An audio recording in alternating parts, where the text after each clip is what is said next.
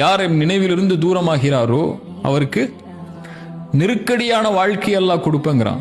அல்லாஹ்வுடைய நினைவிலேயே மிகப்பெரிய நினைவு தொழுகைதான் இல்லையா?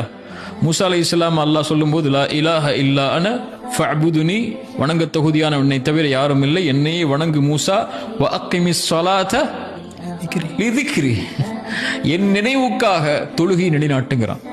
அல்லாஹ்வுடைய நினைவிலேயே உயர்ந்த நினைவு தொழுகையா இருக்கும்போது அதை மறந்துட்டதுக்கு அப்புறம், அதை விட்டதுக்கு அப்புறம் அல்லாஹ் என் கூட யா அல்லாஹ் எனக்கு உதவி செய்யா அல்லாஹ், எனக்கு கஷ்டமா இருக்கியா அல்லாஹ், சிரமமா இருக்கியா அல்லாஹ், இருளா இருக்கியா அல்லான்னு சொல்லி கோடி முறை அல்லாஹ் அழைத்தாலும் அல்லாஹ்ட்ட இருந்து பதில் வராது. இப்போ ஒரு மனிதனுக்கு அல்லாஹ் கொடுக்கக்கூடிய தண்டனையிலேயே மிகப்பெரிய தண்டனை அவனுடைய அன்புல அவனை விட்டு அல்லாஹ் தூரமாகிறது.